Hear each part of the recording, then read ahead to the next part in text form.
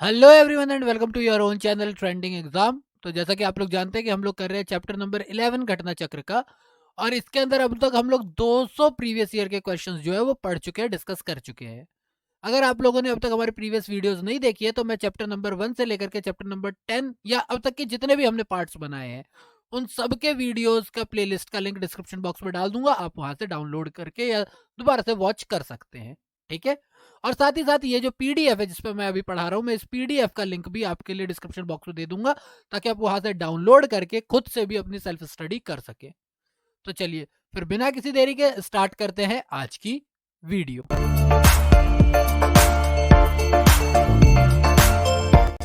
सबसे पहला क्वेश्चन जो है हमारा वो है क्वेश्चन नंबर 201 कि उत्तर प्रदेश ने प्रारंभिक शिक्षा के लिए स्कूल चलो अभियान कब शुरू किया। काफी अच्छा क्वेश्चन है, 2012 में आया हुआ है। तो इन्होंने स्कूल चलो अभियान जो है वो शुरू किया था 2000 में, सन 2000 में। जरा इसके बारे में पढ़ लेते हैं। 6 से 11 और 11 से 14 वर्ष के उम्र के सभी बच्चों की प्रारंभिक शिक्षा के लिए स्कूल चलो अभियान उत्तर प्रदेश जुलाई 2000 में प्रारंभ किया गया था। ठीक है। चलिए क्वेश्चन नंबर 202, निम्नलिखित कथनों पर विचार कीजिए और नीचे दिए गए कुट में से सही उत्तर को चुनिए। उत्तर प्रदेश में शिक्षा मित्र योजना ग्रामीण युवा शक्ति को अपने ही ग्राम की शिक्षा द्वारा सेवा करने का अवसर उपलब्ध कराती है। ओके। मानकानुसार अध्यापक छात्र अनुपात को बनाए रखना इसका उद्देश्य है। तो अगर मैं इसकी बात करूं तो उत्तर प्रदेश की जो शिक्षा मित्र योजना है इसके लिए ये बात तो सही है कि गांव के लोग गांव की शिक्षा, अपनी शिक्षा जो है उसी के साथ क्या करे, गांव की मदद करे। पर इसका मतलब ये भी बिल्कुल नहीं है कि अध्यापक छात्र अनुपात जो है वो सही रहे। बात दोनों सही है इसका है, लेकिन इसका इससे कोई लेना देना नहीं है। बात दोनों सही है लेकिन ये दोनों आपस में रिलेटेड नहीं है।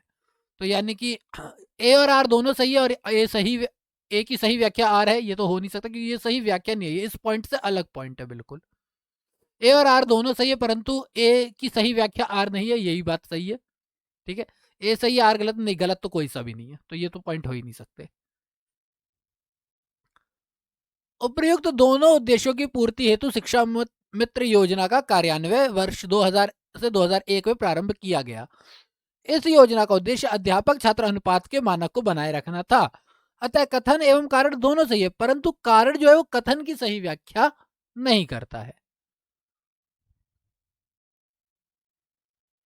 क्वेश्चन नंबर 203, जनपद प्राथमिक शिक्षा कार्यक्रम का आरंभ हुआ है। कब हुआ है आरंभ? 1991 में, 94 में, 96 में या 99 में? ये डायरेक्ट क्वेश्चन है। जनपद प्राथमिक शिक्षा कार्यक्रम का आरंभ हुआ था 1994 1994 में। 2004 का क्वेश्चन है, 10 साल बाद पूछा गया था। योजनाएं तो सारी याद कर लो, 10 साल 15 साल कभी भी पूछ सकते हैं ये लोग। प्राथमिक शिक्षा को सर्व सुलभ बनाने, स्कूल छोड़ने की दर को कम करने और सामाजिक लिंग भेद की दर को कम करने तथा बच्चों की व्यवहारिक समझ को बढ़ाने के उद्देश्य के साथ जनपद प्राथमिक शिक्षा कार्यक्रम का शुभारंभ 1994 में किया गया था। Question number 204, operation black board किससे संबंधित है? ग्रामीण शिक्षा से, प्रौढ़ शिक्षा से, शहरी शिक्षा से या प्राथमिक शिक्षा से? तो ऑपरेशन ब्लैक बोर्ड जो है वो एक्चुअली प्राथमिक शिक्षा से था, बिलोंग करता था। ठीक है। तो वर्ष 1987 में प्रारंभ ऑपरेशन ब्लैक बोर्ड का उद्देश्य देश के सभी प्राथमिक स्कूलों में न्यूनतम आवश्यक सुविधाओं को उपलब्ध कराना था। क्योंकि ऐसे कई सारे स्कूल थे जो स्कूल तो थे परंतु उनके पास ब्लैक बोर्ड नहीं है, चौक नहीं है, डस्टर्स नहीं है, पीने का पानी नहीं है। तो बहुत सारी ऐसी प्रॉब्लम्स थी। क्वेश्चन नंबर 205, भारत में वर्ष 2009-10 में प्रारंभ की गई inclusive education for the disabled and secondary stage योजना किसके अंतर्गत प्रदान की जाती है? साक्षर भारत के अंदर, सर्व शिक्षा अभियान के अंदर, राष्ट्रीय माध्यमिक शिक्षा अभियान के अंदर या कौशल भारत योजना के अंदर? तो ये जो क्वेश्चन है कि inclusive education for the disabled and at secondary stage, disabled at secondary stage, ये दी जाती है राष्ट्रीय माध्यमिक शिक्षा अभियान के द्वारा। ठीक है, सी इसका करेक्ट आंसर है। माध्यमिक स्तर पर निशक्त जन समावेशी शिक्षा योजना, इतना अच्छा नाम तो है, इंक्लूसिव एजुकेशन। निशक्त जन समावेशी शिक्षा योजना यानी inclusive education for disabled at secondary stage, IEDSS, वर्ष 2009-10 में प्रारंभ की गई। इस योजना के पहले से चल रही निशक्त बच्चों के लिए एकीकृत योजना यानी आईईडीसी योजना के स्थान पर लाई गई थी। इसके अंतर्गत 9 से 12वीं क्लास में पढ़ने वाले निशक्त बच्चों यानी डिसेबल्ड बच्चों की समावेशी शिक्षा के लिए सहायता प्रदान की जाती है। यह योजना 2013 से राष्ट्रीय माध्यमिक शिक्षा अभियान RMSA के अंतर्गत सम्मिलित कर ली गई है। क्वेश्चन नंबर 206, स्वच्छ भारत अभियान द्वारा स्वच्छ भारत के लक्ष्य को प्राप्त करने का लक्ष्य कब तक है? कब तक हम चाहते हैं कि पूरा स्वच्छ भारत हो जाए? तो जब ये प्रोग्राम लाया गया था तो उस टाइम पे ये 5 साल के लिए ही लाया गया था। 2014 का क्वेश्चन, और अच्छी बात यह है कि ये इसी साल लाया भी गया था। तो स्वच्छ भारत अभियान जो है वो 2014 में लाया गया था और कहा था कि 5 साल में कर लेंगे, तो 2019 तक है। ठीक है, स्वच्छ भारत अभियान 2 अक्टूबर 2014 में प्रारंभ हुआ। स्वच्छ भारत अभियान द्वारा वर्ष 2019 तक महात्मा गांधी की 150वीं जयंती 150th जयंती स्वच्छ भारत का लक्ष्य प्राप्त करना था। हमारे यहाँ लक्ष्य बनते हैं, प्राप्त तो अभी नहीं हो पाया है। क्वेश्चन नंबर 207, स्वच्छ भारत मिशन ग्रामीण को भारत में प्रारंभ किया गया। कब प्रारंभ किया गया? सितंबर 2014, अक्टूबर 2014, नवंबर 2014 या दिसंबर? तो हमने अभी पढ़ा है अक्टूबर। यहां से किया गया था और कहा था कि 2 अक्टूबर 2019 तक स्वच्छ भारत को कर लेना है, पर हुआ नहीं था। ठीक है, क्वेश्चन नंबर 208, हाल में वर्ष 2013 में, क्योंकि 2013 का ही क्वेश्चन है, रोशनी शब्द समाचारों में रहा है। यह संबंधित है किससे?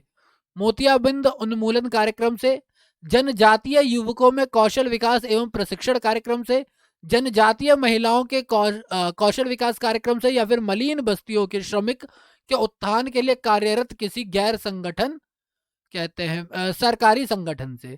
तो ये जो रोशनी की शुरुआत थी वो बेसिकली युवाओं के लिए हुई थी। जनजातीय यानी कि जो हमारे नक्सली वाले इलाके होते हैं ना, जब थोड़ा सा ग्रामीण इलाके होते हैं या नक्सली वगैरह वाले जो इलाके होते हैं, वहां पर जनजातीय युवकों में कौशल विकास एवं प्रशिक्षण कार्यक्रम की शुरुआत के लिए रोशनी शब्द को लाया गया था, कार्यक्रम लाया गया था। जून 2013 में तत्कालीन केंद्रीय ग्रामीण विकास मंत्री जयराम रमेश द्वारा नक्सल प्रभावित जिलों में ग्रामीण युवाओं के लिए नई कौशल विकास एवं प्रशिक्षण कार्यक्रम रोशनी की शुरुआत की गई थी। इस योजना के अंतर्गत नक्सल प्रभावित क्षेत्रों में जनजातीय युवाओं का कौशल विकास कर उनकी आजीविका में सुधार करने का प्रावधान है।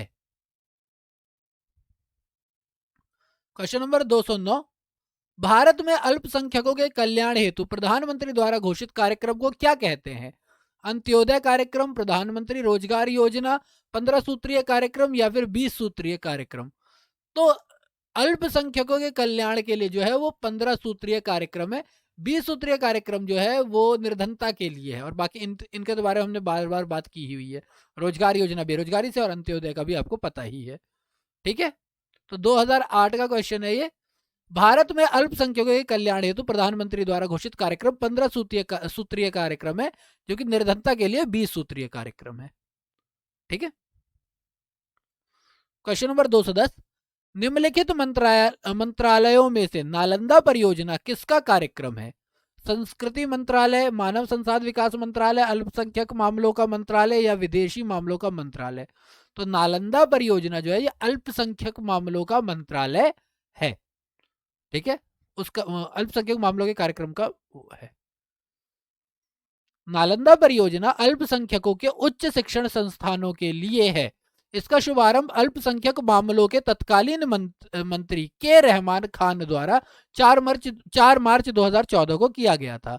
इसकी शुरुआत अलीगढ़ मुस्लिम विद्यालय से की जाने की घोषणा की गई थी। ठीक, क्वेश्चन नंबर 211, सूची 1 सूची 2 मिलान करना है, दे रखा है, सही को देखते हैं। ठीक है, तो राष्ट्रीय महिला कोष दे रखा है, महिला समृद्धि योजना दे रखा है, इंदिरा महिला योजना दे रखा है, महिला समाख्या योजना दे रखा है। महिलाओं में शक्ति संपन्नता के लिए, महिला समानता के में शिक्षा के लिए, ग्रामीण महिलाओं में बचत को प्रोत्साहन देना, या फिर निर्धन महिलाओं को ऋण संबंधी आवश्यकताओं को पूर्ति करना। ऋण तो पैसे वाला हो गया ना, कोष ए का 4। राष्ट्रीय महिला कोष जो है वो निर्धन महिलाओं से ऋण संबंधित है। ठीक है, महिला समृद्धि जो है वो बचत को प्रोत्साहित कर रही है। बेसिकली वो बचत को प्रोत्साहित करना इसका काम है, ताकि घर में समृद्धि आए। इंदिरा महिला योजना जो है ये महिलाओं में शक्ति संपन्नता के लिए थी फर्स्ट। और महिला सामख्या योजना जो है ये महिला समानता के लिए ज्यादा है।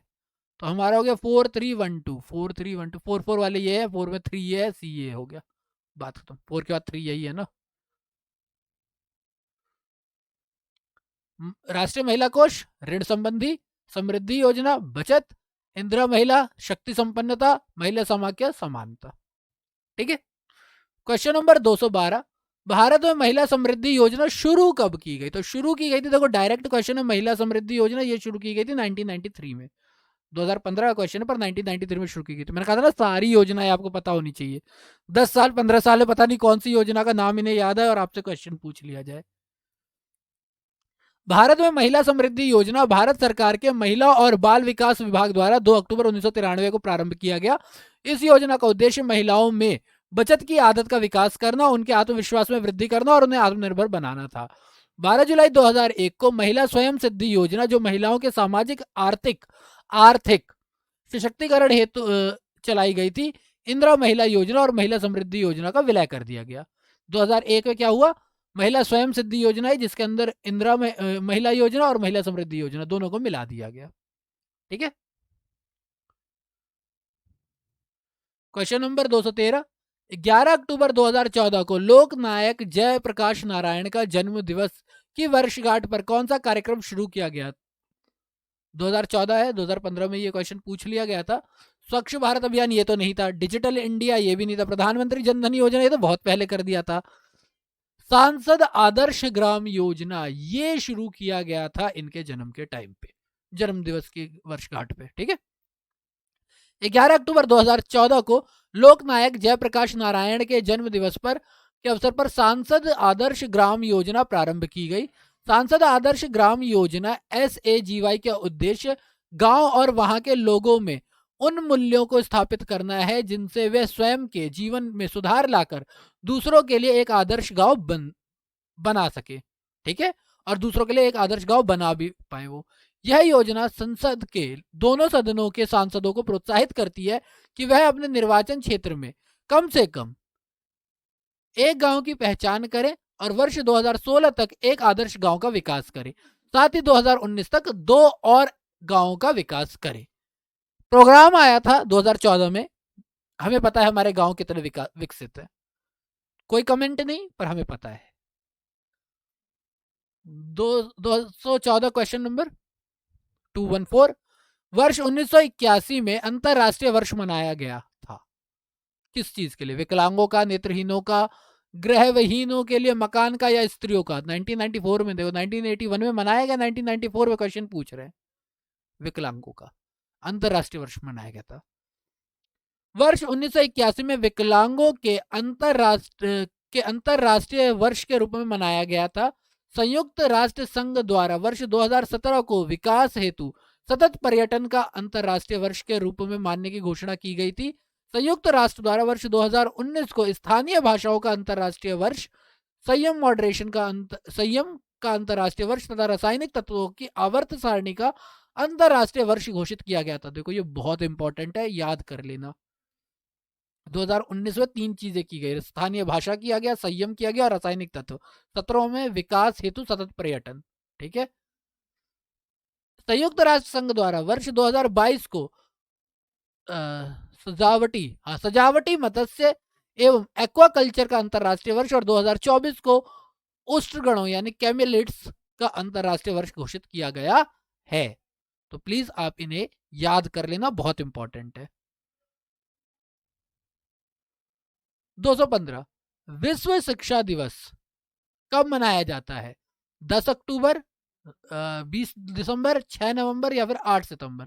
तो विश्व साक्षरता दिवस, वर्ल्ड लिटरेसी डे मनाया जाता है 8 सितंबर को मनाया जाता है। ठीक। अगला है हमारा 216, विमेंस डे, नारी दिवस किस दिन मनाया जाता है? तो ऑफकोर्स ये सीधा सीधा है, बहुत बड़ी चीज होती है, 8 मार्च वुमेन्स डे मनाया जाता है। 1997 नारी दिवस 8 मार्च है।